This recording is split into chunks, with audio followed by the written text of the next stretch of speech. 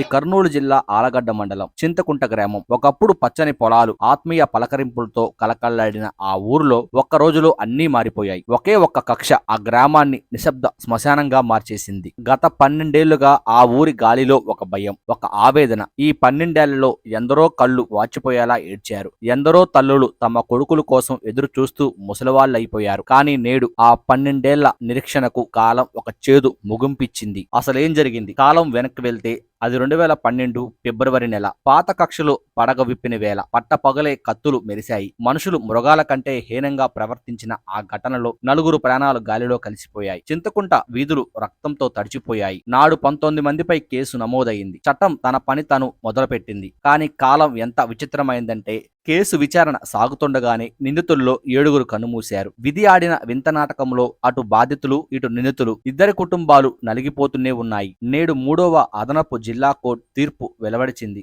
మిగిలిన 12 మంది నిందితులకు జీవిత ఖైదు ఖరారు చేసింది. కానీ ఆ దృశ్యం చూడండి. జైలు బస్సు కిటికీ ఊచల వెనక తండ్రి, బయట కిటికీని పట్టుకొని బోరున విలిపిస్తున్న కూతురు. ఆ చిన్నారికి తెలియదు తన తండ్రి ఎందుకు దూరం అవుతున్నాడు. ఒకప్పుడు ఎవరో చేసిన తప్పుకి నేడు ఈ పసిబిడ్డలు అనాథలవుతున్నారు. ఒక తప్పు 4 ప్రాణాలు తీసింది. ఆ శిక్ష ఇవాళ 12 కుటుంబాలను రోడ్డును పడేసింది. చనిపోయిన వారి ఇళ్లల్లో నిశ్శబ్దం, జైలు పాలైన వారి ఇళ్లల్లో ఆహాకారాలు. చింతకుంట కేసు ఒక పాఠం. కక్షతో రగిలిపోయే గుండెలకు ఇది ఒక హెచ్చరిక. కక్ష వల్ల సాధించేది ఏమీ లేదు. మిగిలేది కేవలం చీకటి జైలు గోడలు, విచ్ఛిన్నమైన బంధాలు మాత్రమే. చట్టం తన ధర్మాన్ని నెరవేర్చింది, న్యాయం గెలిచింది అని సంతృప్తి చెందాలో లేక మనుషులు ఓడిపోయారని బాధపడాలో అర్థం కాని స్థితి. కక్షలు మానుకుందాం. కనీసం మన తర్వాత తరానికైనా ఒక ప్రశాంతమైన చింతకుంటను అందిద్దాం. ప్రాణం తీయడం సులభం, కానీ ఆ ప్రాణం మీద ఆధారపడ్డ కుటుంబాలను మళ్ళీ నిలబెట్టడం ఎవరి తరం? ఆలోచించండి.